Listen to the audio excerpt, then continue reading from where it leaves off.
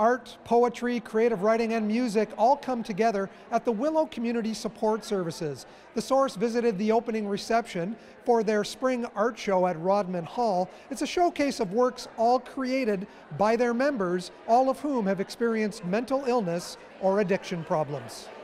Our member artists have been working really hard for the past 3 months, creating all sorts of different artworks. And tonight we celebrate their hard work and dedication and courage. So you would have seen works from some acrylic painting, wet felting, all different sorts of mediums tonight. These members, they've all experienced mental illness, they've experienced addiction problems.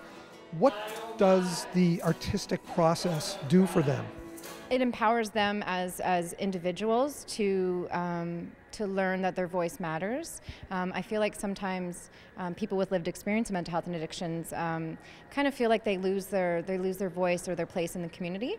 So art is a way of transforming that idea that maybe they don't matter and now they do, and we get to celebrate what they're doing here with us.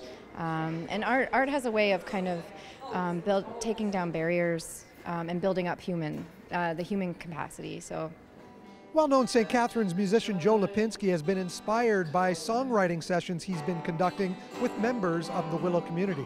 To be able to start a project with a bunch of folks who maybe thought they couldn't write a song, to me, to be able to show them that, yeah, you can. It's really quite easy. And then as you saw with our performance, the caliber is very high, and that's just because everyone is putting their heart and soul into it. So for me, it's just like I just love working with folks. We heard 3 great songs tonight. What can you say about Paul? He's someone actually who I've loved getting to know him, and he has no shortage of creative output. He has written so many lyrics and so many great lines.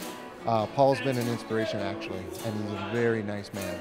Paul, you stood up there and you sang a song.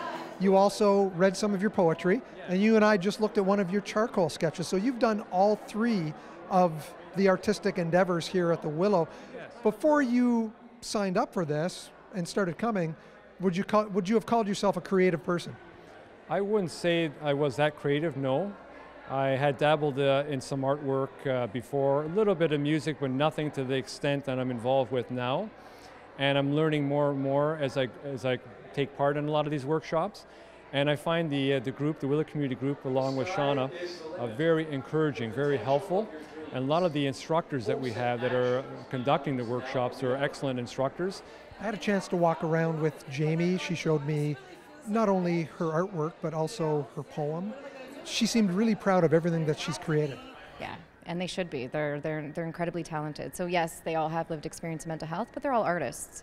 And so I'm just here to provide the space and the warm environment to support their artistic talents to come out, really. You seemed very, I would say, floored by the turnout tonight. Absolutely floored. A big part of what we're doing is stigma reduction, and having an audience is a key part of that.